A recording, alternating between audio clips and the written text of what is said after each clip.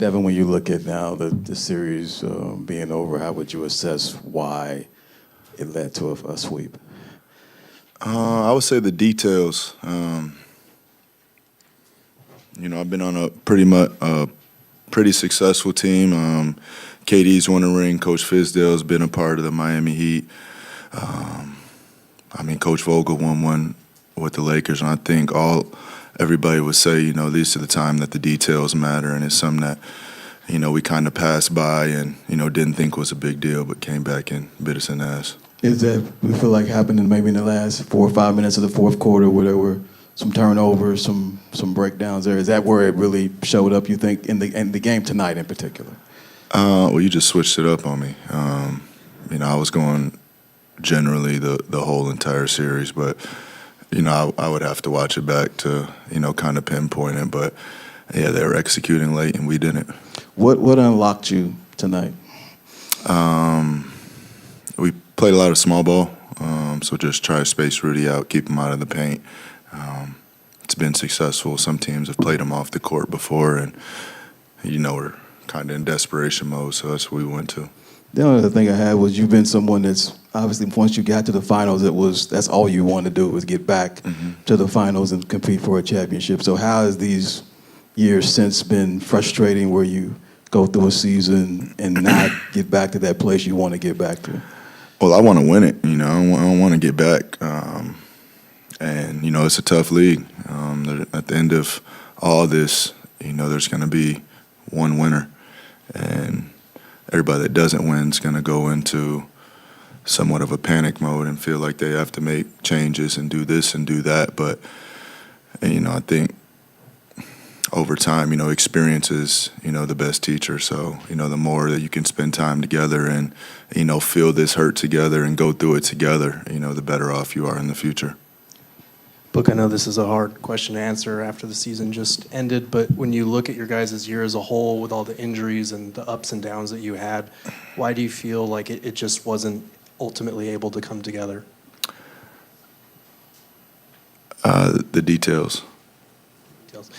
And when you look at this series, I'm sure you're going to say details, but when you look at the fight that you guys showed tonight compared to the first 3 games, did it feel like anything changed in this one in that regard?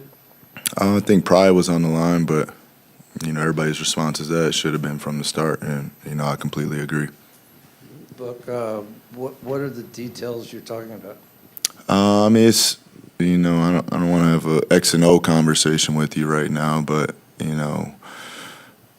defensive rebounding, offensive rebounding, the most extra possessions you can get, spacing on the floor, you name it, free throw box out. I think the teams that get the most possessions and extra possessions, and I'm thinking back to the finals year, that's what Milwaukee did to us too. They miss a shot and, crash 4 or 5 people and, turn it into, a war in the paint. So, there's a lot of details to the game that go into it. But I've always been saying it all year, communication trumps all. So, and we weren't good with that this year. So obviously all of this has to be addressed going into next year. Has to be what? Addressed going into next year? Oh, yeah. Hopefully everybody's feeling the same type of hurt. And, it has to be fixed. I have to be better. Kevin has to be better. Brad has to be better. Coach has to be better.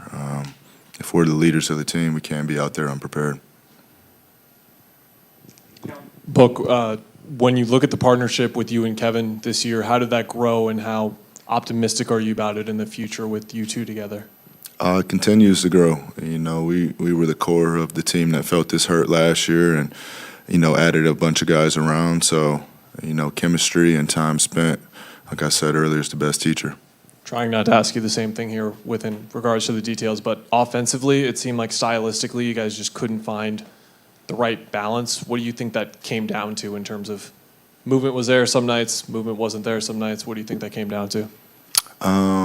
Just what you said. They play a bigger lineup and you try to play a faster paced game. They put McDaniels on me and on Brad and, harass you all the way down the court and try to funnel you to Rudy at the rim. So it's a great game plan. You mentioned the three of you needing to be better, coach needing to be better. Do you feel like you guys had enough roster-wise to win with this group? Yeah, roster-wise, everybody talks about the firepower, but you look around the league, it comes down to the details. I don't want to keep saying that, but it's a super important thing. You can't just go out there and think you're going to win off talent. The game is more complicated than that.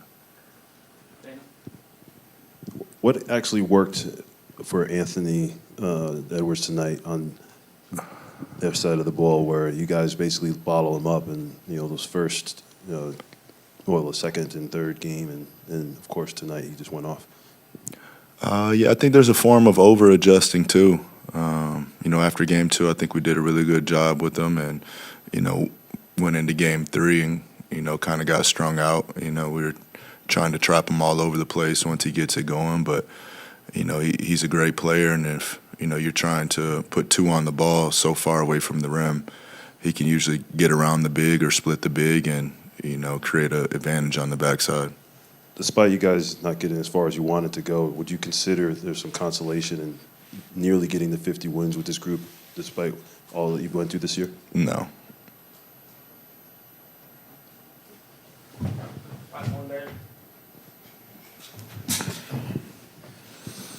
The communications that you're talking about, is it a top-down thing from the coaching staff to the players, or like as a group, could you communicate better as you three guys dealing with the rest of the team? What's the whole scope of that? It was the names that I listed, starting with myself and KD, Brad, and Coach. Starts from the top, trickles down from there.